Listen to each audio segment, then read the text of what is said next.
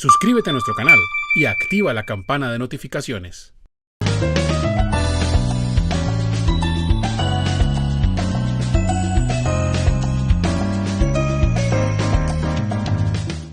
Doctor Colmenares, ¿Cómo está usted? Me da mucho gusto saludarlo y un saludo a todos los que nos ven, nos escuchan, nos atienden. Bueno, igualmente, saludos a todos. Estamos en la tertulia Colmenares Zuluaga. La contabilidad y la contabilidad pública, pasado, presente y futuro. Una tertulia con la visión de los contadores públicos Luis Alonso Colmenares y José Hernando Zuluaga Marín. El tema en el cual estamos ahora, que tiene muchos capítulos, es las propuestas sobre reorganización legal y reglamentaria de la profesión. Se continúa precisamente hablando de ese tema, haciendo referencia específicamente a los artículos segundo, 12 y 20 de la Ley 43 de 1990. Me refiero a la tertulia anterior, estamos haciendo precisamente la introducción. En esa tertulia se integran esos tres artículos para hacer propuestas. Al artículo segundo, que se relaciona con las actividades con la ciencia contable en general. El artículo 20, que expresa que son funciones de la Junta Central de Contadores ejercer la inspección y vigilancia para garantizar la contaduría pública y que solo sea ejercida por contadores públicos debidamente inscritos y que quienes ejerzan la profesión del contador lo hagan de conformidad con las normas legales, sancionando en los términos de la ley a quienes violen tales disposiciones.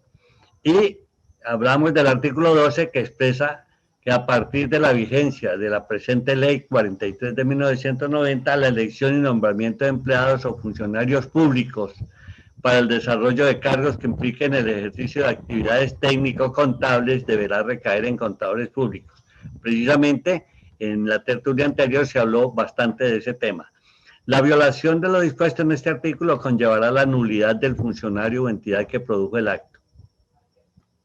Se hace la observación del casi nulo cumplimiento de lo que dice el artículo 12 y por este motivo se requiere que la Junta Central de Contadores asuma la responsabilidad de la vigilancia para que cumpla con ese artículo, o sea, que cumpla su papel de inspección y vigilancia como corresponde.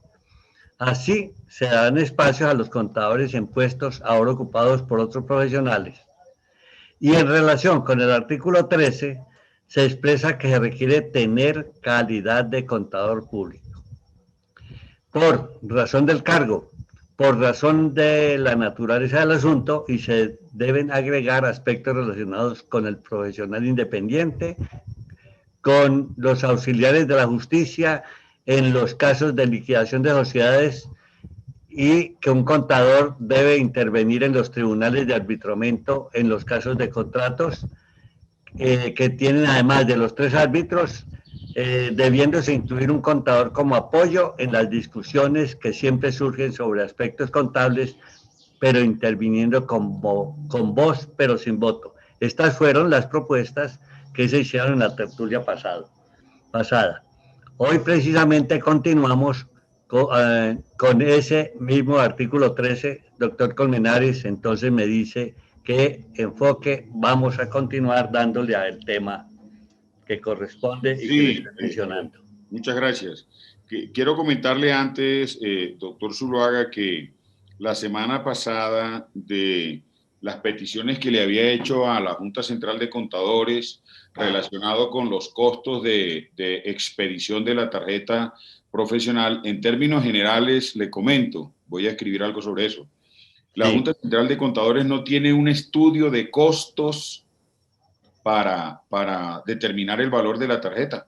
Es decir, en estricto sentido, y lo digo con mucho respeto. Pero esa fue la respuesta que le dieron, doctor Colmenares. Sí, señor, yo la tengo. Sí. La voy a publicar. Sí. En estricto sentido, la expedición de las tarjetas profesionales y del registro profesional del contador público en la Junta Central de Contadores son un negocio de la Junta Central de Contadores. ¿Me estoy explicando? Pero ese no es el texto que ellos deben haber dicho. No, pero por supuesto que no lo dice así, la conclusión es mía. Pero pero ¿a qué conclusión puede usted llegar cuando le contestan que no tienen determinados los costos y que el valor está establecido allí y recaudan 5.000 millones anuales por expedición de eso y tienen una inversión de 43.000 millones en títulos del Tesoro? Sí. Es decir, ahí hay un aprovisionamiento en favor de la Junta, es decir, a costa, digámoslo, de los mismos contadores públicos. Es decir, los contadores lo que le estamos es creando un patrimonio a la Junta, un patrimonio económico. Es decir, esa entidad fue creada fue para tener una posición patrimonial sólida. Eso no puede ser. A mí me parece bien grave. Gravísimo. Y si ellos mismos lo responden que simplemente es que han seguido o continuando con el aumento anual sí, del aumento del salario mínimo, como está establecido. Y otra cosa, el de las entidades sin ánimo de lucro. Sí. Hay 49 entidades sin ánimo de lucro a las cuales se les expidió registro profesional como si fueran sociedades de contadores públicos. Y la misma Junta me reconoce allí en el derecho de petición que incluso ellos le cambiaron la denominación. La Junta le cambió la denominación a un concepto legal, porque el concepto de sociedad de contadores públicos es de la ley. Eso no se lo puede cambiar a un acto administrativo. Entonces, pues en ese sentido también, doctor Zuluaga, yo voy a terminar mareado hoy con usted con esa pantalla. ¿Qué pasa? Esa movedera que tiene usted ahí. Ah, bueno, me quedo quieto, listo. Sigamos. Discúlpeme. Por eso estamos en tertulia. Bueno. Oiga, ¿cómo le parece? No hay problema. 49 entidades sin ánimo de lucro, entre fundaciones, cooperativas, corporaciones, asociaciones. A mí eso me parece aberrante. ¿Y cómo hicieron para inscribirlas? Pues presentando los documentos, aparentemente, digo yo. Y ahí en ese sentido, la misma Junta Central de Contadores tiene que demandar sus propios actos. Porque acuérdese que eso se hace mediante un acto administrativo. Sí, claro. Entonces son cosas que hay que resolver. Eso no está bien. Bueno, eso para informarle. Yo le puedo enviar copia de esos documentos si usted lo quiere y de todas maneras voy a redactar un artículo pues sobre eso para que usted lo envíemelo para que lo saquemos por Actualícese. Actualícese, claro que sí. Claro que sí. ¿Ya? Oiga, es una muy buena investigación hasta ahora y durante el tiempo en que yo he estado vinculado a todas estas actividades no conocía. No, yo siempre estuve inquieto por eso y no es por decirlo ahora, porque usted sabe que las actas se publican. Ahí están las actas en donde yo dejé sentada mi posición. Cuando incluso propuse y me acompañaron los dignatarios en ese sentido para que se le imprimiera tecnología a ese plástico y que ese tal código de barra, que no es ningún código de barras, eso es un dibujo ahí, eso no tiene ninguna información de nada, allí se incluyera la información relacionada con el contador. Doctor Colmenares, sobre el nuevo plástico que están emitiendo a quienes lo soliciten. Eso no es obligatorio, de los cuales también han recaudado un buen dinero. Claro que sí. ¿Qué sabe de eso? Es decir, no, pues a mí me parece que eso es algo sin sentido. Es que usted sabe que yo siempre lo he dicho. El plástico de la tarjeta profesional para lo único que sirve es para cortar papel, porque eso no tiene nada. Y abrir puertas. Sí, exacto, como usted me lo dijo. Esto, para cortar papel y abrir puertas, esto no tiene nada. Este código de barras, mire, eso, ahí no hay ninguna información de nada. Y era lo que yo estaba planteando y muchos colegas míos, porque usted sabe que el peor enemigo de un contador es otro contador. Es en la única profesión donde se dice eso. Nunca escucha usted que el peor enemigo de un abogado es otro abogado, ni el peor enemigo de un ingeniero es otro ingeniero. Eso no se escucha, ni se oye bien. En la contaduría pública así se dice. El peor enemigo de un contador es otro contador. Entonces, y eso que todavía no habían las redes sociales, o si no me hubieran masacrado peor, que era que yo tenía ya un interés allí económico. Sí. Imagínese usted. Mi mayor Entonces, acercamiento a los jueces, a la justicia, usted lo sabe y el país lo sabe. Es en quiere decir razón que a mi usted situación acaba de familiar. hacer una síntesis de las respuestas a esos derechos de Así petición. es. Sí. Sí. Y le voy a decir otra, Sí, otra. de la cual se hará información pública muy pronto. Ya radiqué ante la Corte Constitucional la demanda contra la Ley 43 y la Ley 1314 por el cobro de los certificados de antecedentes disciplinarios. Y desde que debe ser retroactivo, esa de devolverle el dinero a Yo no quienes creo hayan que eso lo pagado haga. habiendo, sí, porque se han excedido las entidades oficiales. Claro, pero de todas maneras es importante que la Corte pueda atender eso. Y ya radiqué esa demanda ante la Corte Constitucional la semana pasada. Así es que eso Entonces, está en tránsito. en detalle, lo que se pide es que Que declaren inconstitucional el parágrafo del artículo, en la ley 43, si no lo estoy mal, creo que es del artículo 20. Aquí lo puedo quien precisar. pueda, o lo buscamos. El parágrafo, creo que no, el 20 no, porque el 20 no tiene parágrafo. Ah, sí, el parágrafo del 20. El parágrafo del 20, ese. El valor de las certificaciones serán fijadas por la Junta. Entonces la palabra certificaciones, ¿ya? Sí. Y en la ley 1314 también demandé lo que está en el 1, 2, 3, 4. ¿De qué artículo? Creo que es el artículo primero de la ley 1314. Discúlpeme, que no lo encuentro ahora. El registro electrónico. Bueno, creo que es en el artículo primero de la ley 1314. ¿Y qué va a buscar? Que ahí dice que se cobrará, la Junta cobrará por los certificados. Sí, lo vi. Sí. Esa parte también, el certificado de antecedentes. Y ante la Corte Constitucional. Sí, porque esto es una ley. Usted sabe que las leyes se demandan es ante la Corte Constitucional. Ah, el artículo 11, doctor Zuluaga, discúlpeme. 1, 2, 3. En el artículo 11, el inciso cuarto. Sí. Dice, la Junta Central de Contadores podrá destinar las sumas que se cobren por concepto de inscripción profesional de los contadores públicos y de las entidades que presten servicios al público en general propios de la ciencia contable como profesión liberal, por la expedición de tarjetas y registros profesionales, certificados de antecedentes. Sí. Esa parte. Muy bien. A mí me parece que es de mucho interés para todos los contadores públicos que siguen esta tertulia, sí, conocer que se están tomando acciones para corregir si hay actos en la ley que afecten al contador público para resolverlo. Sí, yo creo.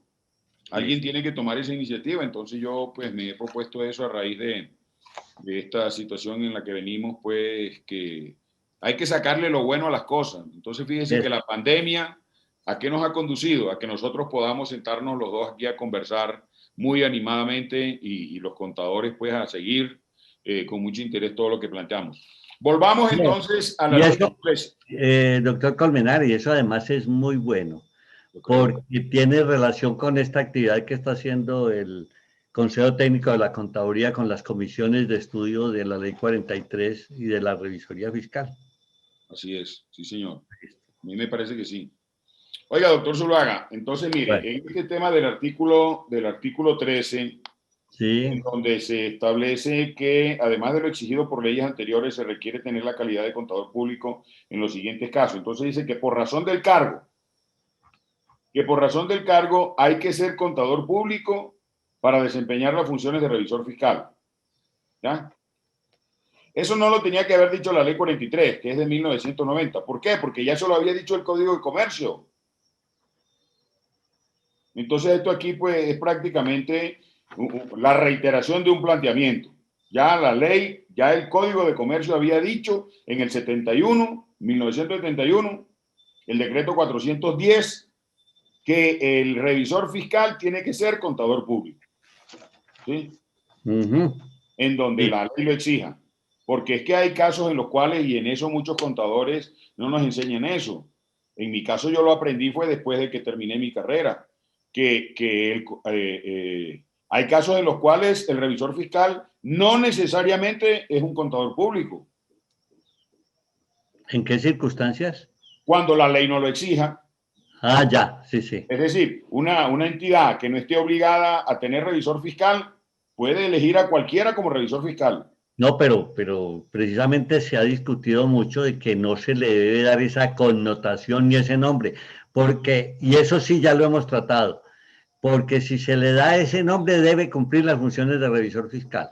Si en el cargo, y eso lo hemos discutido en copropiedades y en otras actividades de entidades sin ánimo de lucro, si se le denomina revisor fiscal, tiene que ser contador público. Llámelo como quiera, auditor externo, como quiera. Disculpe, doctor Zuluaga, es que aquí el tema no es de nombres. Denominación. No, sino de responsabilidades, digo yo. Ah, que sí, se llama revisor fiscal es lo de menos, pero es que el mismo texto del Código de Comercio lo deja muy claro. ¿En qué sentido? Lo deja muy claro en el sentido en que en donde la ley no lo exija, no tiene que ser contador público. Pero, dice la ley, si se requiere dictaminar los estados financieros, tiene que ser un contador público y eso está bien. Sí, claro. Eso está bien. Entonces claro. El tema no es de denominación. Discúlpenme, es que esto, por fortuna tenemos la tecnología, mire, porque nosotros en nuestra tertulia nos apoyamos de la tecnología. Vayamos al 207. ¿Sí? El Código de Comercio. Sí, claro, sí, señor. ¿Ah? ¿No le parece? Sí. ¿Y qué dice? En las sociedades en que sea meramente potestativo. Entonces esto no es que usted quiera o yo quiera o quiera cualquiera. No, no, no, es la ley y estamos en un estado social de derecho. Entonces dice, en las sociedades en que sea meramente potestativo el cargo de revisor fiscal. Entonces no le vaya a cambiar de nombre a quien no le tiene por qué cambiar el nombre. Si la misma ley lo está diciendo. El cargo de revisor fiscal, este ejercerá las funciones que expresamente le señalen los estatutos o la Junta de Socios con el voto requerido para la creación del cargo. A falta de estipulación expresa en los estatutos y de instrucciones concretas de la Junta de Socios o Asamblea, ejercerá las funciones indicadas en este artículo. No obstante, si no es contador público, no podrá autorizar con su firma balances generales ni dictaminar sobre ellos. Es decir, el revisor fiscal puede ser revisor fiscal y cumplir con las funciones, no hay problema, pero si no es contador público, no puede dictaminar. Listo, sí, entonces muy claro. Entonces eso no es que no debe llamarse así, que no, es que el problema no es de Pedro, ni es de Juan, ni es de Luis, es revisor fiscal, las funciones que cumple, solo que si no es contador público, porque esa sí es una función privativa y exclusiva del contador, no podrá dictaminar estados financieros. Ese es el tema.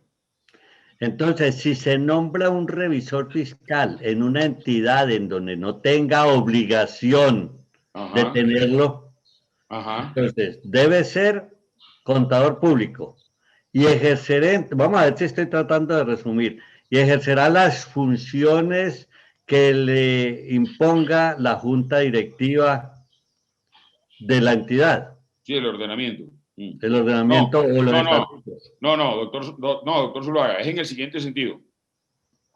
Si se elige un revisor fiscal en una entidad que no esté obligada a tener revisor fiscal, este revisor fiscal que se elige allí en una entidad que no esté obligada a tener revisor fiscal puede ser cualquiera, incluso hasta no tener ni siquiera profesión, ¿ya?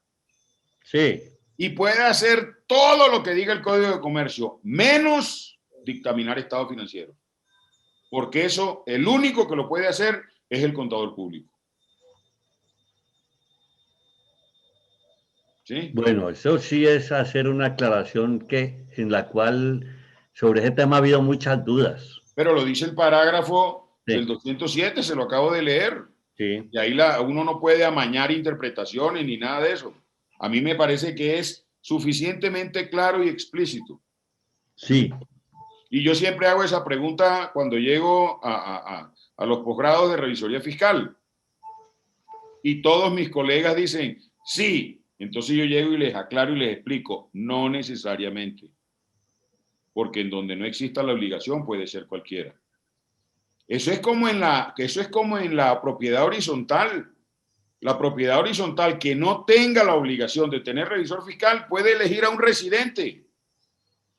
Sí, está claro. Cualquiera de allí puede ser, pero la propiedad horizontal que sí esté obligada, es decir, la comercial o la mixta, ahí tiene que ser contador público y además de eso no puede tener ninguna relación con la propiedad horizontal, es decir, no puede ser residente, menos dueño, en fin, debe tener total independencia mental para cumplir con sus funciones.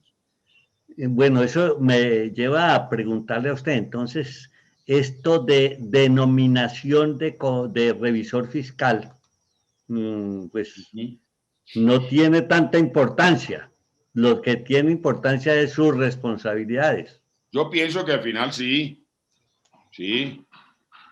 es que el tema allí de nombre es lo de menos. Y se han puesto a discutir un tema del nombre.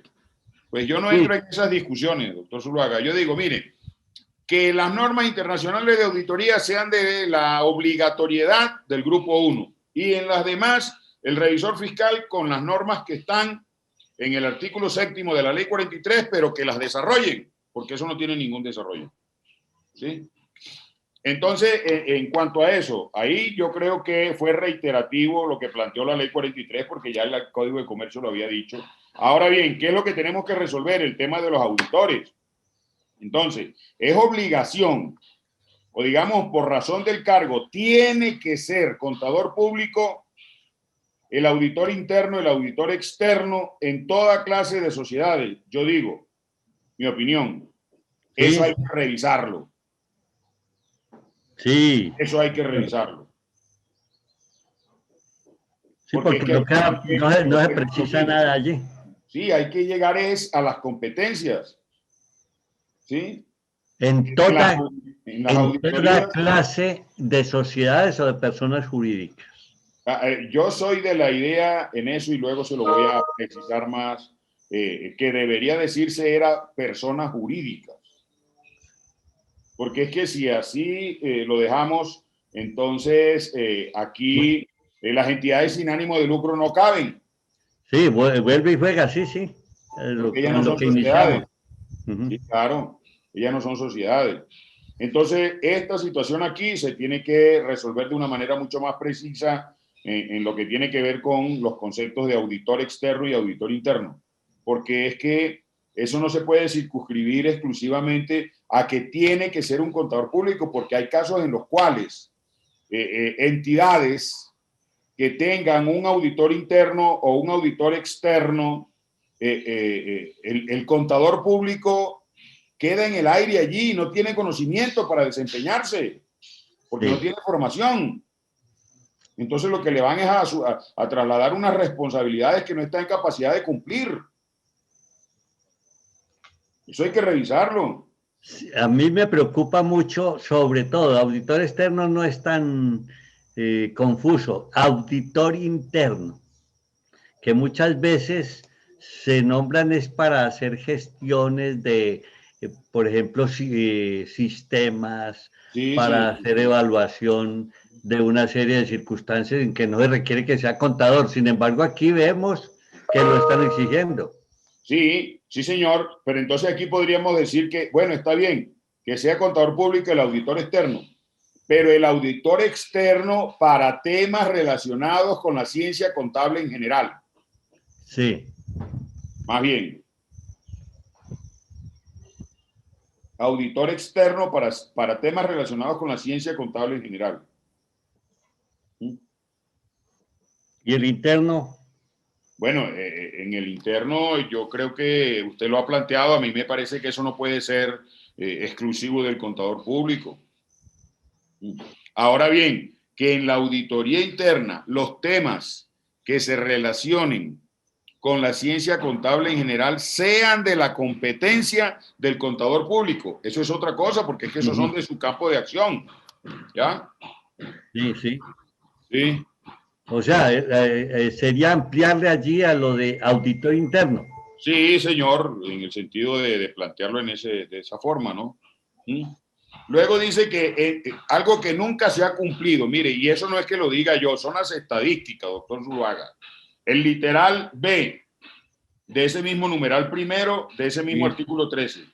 En todos los nombramientos que se hagan a partir de la vigencia de la presente ley para desempeñar el cargo de jefe de contabilidad, bueno, ahí no hay duda, o su equivalente, auditor interno en entidades privadas y el de visitadores en asuntos técnico-contables de la Superintendencia Bancaria de Sociedades, DANCOP, subsidio familiar, lo mismo que, bueno, la Comisión Nacional de Valores, ya eso no existe. Es decir, en el tema de las superintendencias y de la Dirección General de Impuestos Nacionales o de las entidades que lo sustituyan, yo creo que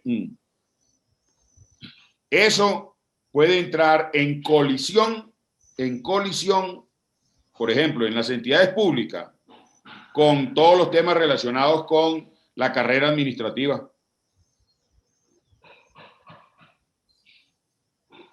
Porque es que allá, en todas esas reglamentaciones de la carrera administrativa, doctor Zuluaga, Sí. allá hay unos cargos y hay unas funciones. Uh-huh. Y unas funciones, en muchos casos, generales. Entonces, y por eso uno encuentra muchas cosas de estas, muchos temas de estos, muchas situaciones de estas que están allí planteadas y al final no tienen ningún cumplimiento. Nadie cumple eso. Y además no existe superintendencia bancaria. No, digamos que ahí se está La haciendo. financiera. En esta edición que yo tengo se hace la aclaración Sí. aquí de que eso se ha ido transformando. DANCOP es lo que es hoy la Superintendencia de Economía Solidaria. Bueno.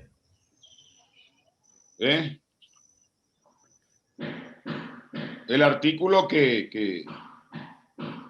bueno, usted escucha ya algunos golpes, alguna situación de golpes, de cosas, de paredes.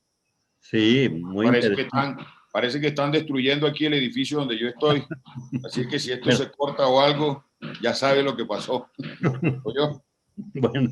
Para actuar como perito en controversias, bueno, esto era lo que yo le planteaba la vez pasada, para actuar como perito en controversias de carácter técnico-contable, especialmente en diligencias sobre expedición de libros, juicio de rendición de cuentas, avalúo de intangibles patrimoniales y costo de empresas en marcha. Es lo que yo refiero a el caso, por ejemplo, de los tribunales de arbitramiento, que debería designarse un contador para que apoye al tribunal en todos los temas que se relacionen con la contabilidad. Que los liquidadores, la función de liquidación de personas jurídicas sea una competencia del contador público, porque es que ahí sí, en esencia, la función que se cumple tiene naturaleza de la ciencia contable en general. ¿Con base en qué se llega a una liquidación si no es con base en los estados financieros finalmente? Entonces digo, esa función debería ser de la competencia exclusiva del contador público. A eso se refiere, digo yo, ese literal C. El literal D. Para desempeñar el cargo de decano en facultades de contaduría pública. Eso quizás pudo haber tenido vigencia allá en 1990. Pero yo creo, doctor Zuluaga, sin haberlo escuchado a usted nunca sobre eso, pero conociéndolo como usted me lo ha permitido a partir de su amistad, la que me ha brindado y de la que yo me honro, que va a estar de acuerdo conmigo si le digo, si ya hoy eso no existe. Y tampoco se está cumpliendo.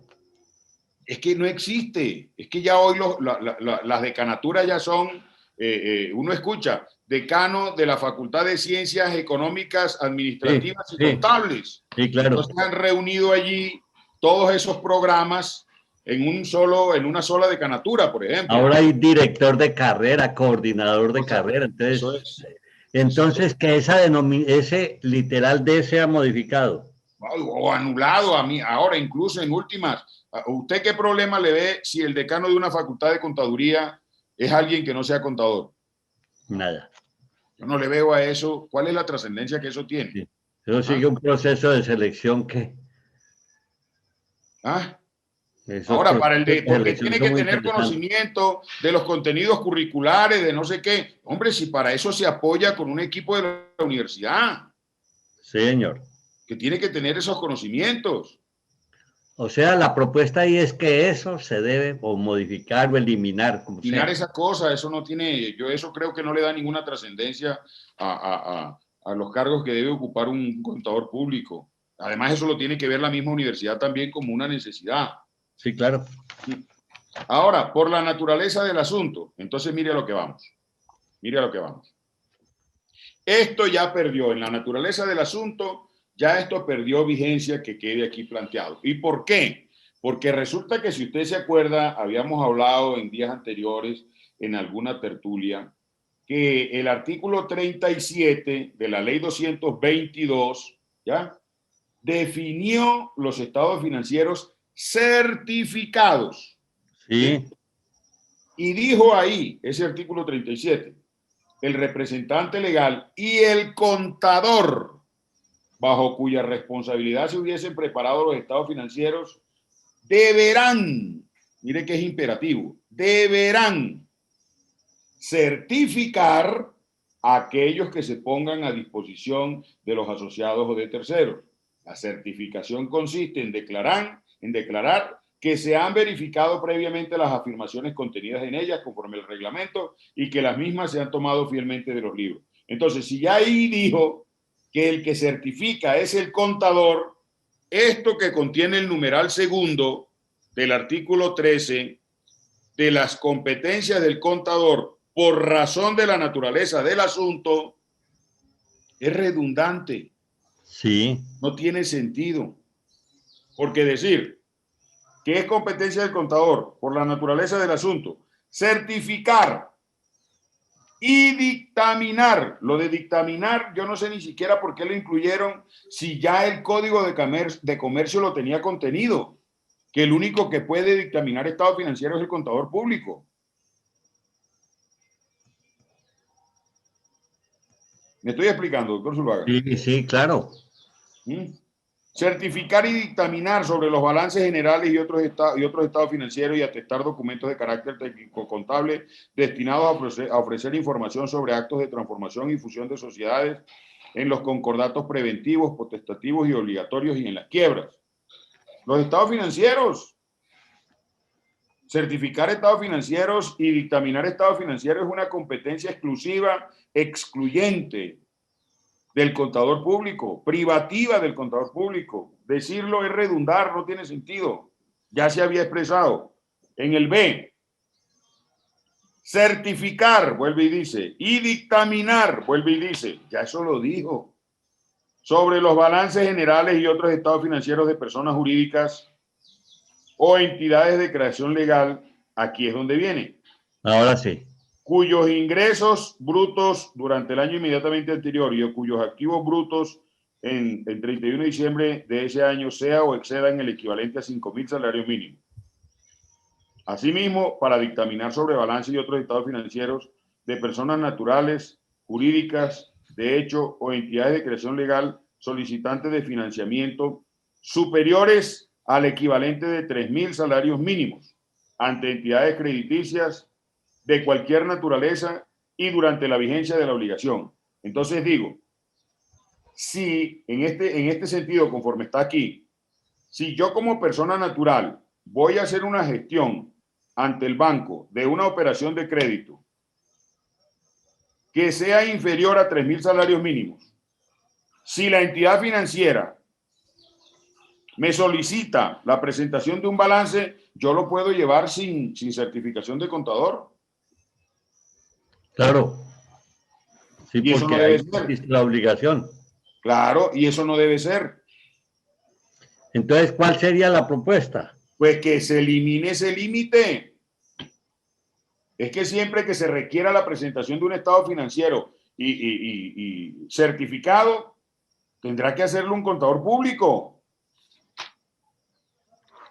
Pero allí sí va a haber toda la discusión del mundo. No, es que eso sobra, doctor Zuluaga. No, pero pues, no es el sentido de que sobre, eso es ampliar las obligaciones de los empresarios. ¿Pero por qué? Porque si usted dice que se le quite el límite de los 5.000 y de los 3.000, ¿eso es lo que quiere decir? Claro, porque siempre que se requiera un estado financiero tiene que ir certificado por un contador. Eso no tiene por qué tener O límite. sea, cualquier empresa pequeña estará La obligada que entonces. sea. Es que el solo hecho de que sea comerciante, así sea del tamaño que sea, pero si está registrado en la Cámara de Comercio, tiene que llevar contabilidad, porque es comerciante. Ahí sí no hay la menor duda. Exacto, es que esa es la obligación de todo comerciante. Una de las obligaciones de todo comerciante es Bueno, llevar contabilidad. Entonces, esto, yo no sé con qué intención lo darían. Yo estoy haciendo una revisión de la exposición de motivos que sirvió de base para la expedición de esta ley. Esa revisión la estoy haciendo. A ver, ¿cuál fue la justificación que aquí se planteó para este artículo? Certificar y dictaminar sobre balances generales. Esa es función privativa del contador por la naturaleza del asunto, el literal B. Eso sobra, si ya se había dicho en el Código de Comercio, cuyos ingresos brutos durante el año inmediatamente anterior y cuyos activos brutos en 31 de diciembre de ese año sean o excedan el equivalente a 5.000 salarios mínimos. Es decir, que si es de menos de 5.000 salarios mínimos, lo puede llevar sin refrendación de nadie, sin fe pública de ninguno. No hay necesidad ni siquiera de dictaminarlos. Eso no puede ser. No puede ser. a mí me preocupa allí es que ese literal B de este artículo se ha tomado siempre y se ha analizado con relación a la revisoría fiscal. Pero es que luego eso va a quedar definido Sí en el parágrafo segundo del que tenemos que hablar. Parágrafo segundo de ese artículo. En el parágrafo segundo de ese artículo. será obligatorio en todas las sociedades comerciales de cualquier naturaleza, cuyos activos brutos a 31 de diciembre del año inmediatamente anterior sean o excedan el equivalente a 5.000 salarios mínimos y cuyos ingresos brutos durante el año inmediatamente anterior sean o excedan el equivalente a 3.000 salarios mínimos. Bueno.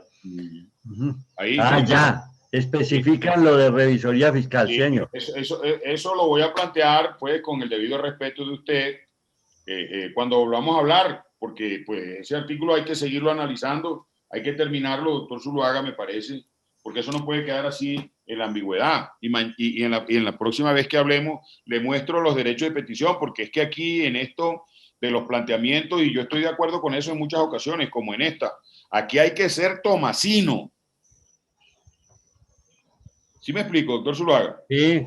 Hay que ser como Santo Tomás, ven, trae los dedos, mira, introdúcelos aquí en la llaga, soy yo, resucité.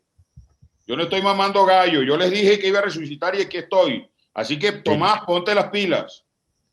Así hay que hacerlo, hay que mostrar la respuesta a los derechos de petición que me dio la Junta Central de Contadores sobre los costos de los servicios que presta y sobre las empresas, las entidades sin ánimo de lucro que están registradas allá como sociedades de contadores públicos. Doctor Colmenares, en la próxima tertulia continuaremos con ese artículo que me parece muy interesante porque hay algunos elementos todavía que tenemos que precisar. Eso, y deberíamos buscar de allí una síntesis precisa de la propuesta. Sí, señor. Porque como lo hemos conversado en esta tertulia, se ha generalizado. Yo creo que necesita una propuesta en concreto. ¿Estamos de acuerdo? Sí, señor, con todo gusto. Muy agradecido, muy buena esta tertulia porque se está entrando en ese espacio de detalle. No, y tenemos que salir bien de este espacio de detalles porque ya después nos vienen son los bloques. Sí. Bueno, muchas gracias. A usted, señor. Gracias, doctor y Colmenares. a todos los que han estado hoy pendientes de nosotros. Un abrazo.